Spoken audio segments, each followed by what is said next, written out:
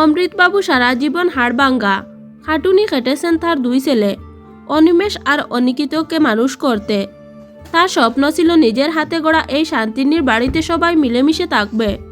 কিন্তু মানুষের মন তো আর ইটের দেওয়াল নয় যে চিরকাল এক থাকবে। দুই ছেলের বিয়ের পর থেকে রান্নাঘরের দখল আর কাজের ভাগ নিয়ে অশান্তি শুরু হয়।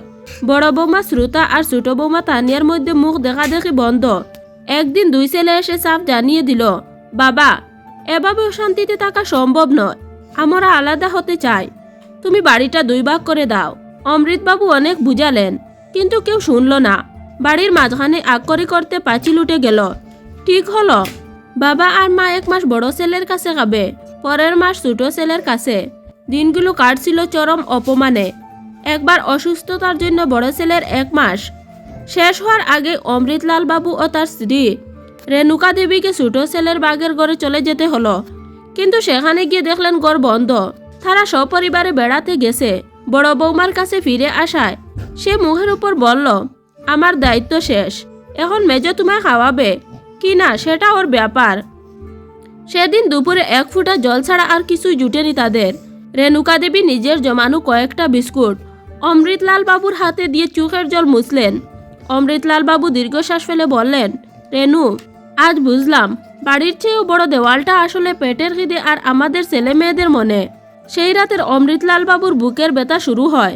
হাসপাতালে নেওয়ার সুযোগটুকুও তিনি দেননি। অভিমানে বোধহয় পৃথিবী থেকে বিদায় নিলেন। শ্রাদ্ধের দিন দুই ভাই মিলে বিরাট আয়োজন করেছে। প্যান্ডেল হয়েছে, আলোকসজ্জা হয়েছে। অনিমেষ বলছে, বাবা কচি পাটার ঝুল খুব ভালোবাসতেন, ওটা মেনুতে মাস্ট। অনিকেত বলছে, বাবা তো ক্ষীরের সন্দেশ ছাড়া কথা বলতেন না, ওটা না দিলে লোকে কি বলবে। রেণুকা দেবী সাদা তান পরে স্বামীর ছবির সামনে পাথরের মতো বসেছিলেন। ছেলেদের উৎসব মুখর আলোচনা শুনে তিনি ধীর পায়ে সামনে গিয়ে দাঁড়ালেন। তার কণ্ঠস্বর কাঁপছিল, বরং তাতে ছিল তীক্ষ্ণ এক যন্ত্রণা।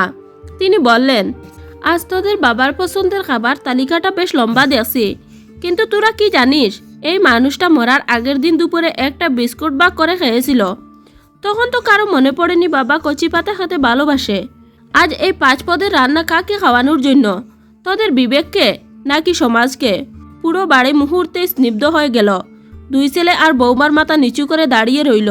রেণুকা দেবী ছবির দিকে তাকিয়ে মনে মনে বললেন, দেখলে গো, আজ তোমার পাতে সব আছে, শুধু তুমিই নেই। ভিডিওটি ভালো লাগলে লাইক কমেন্ট করবেন এবং চ্যানেলটি সাবস্ক্রাইব করে রাখবেন।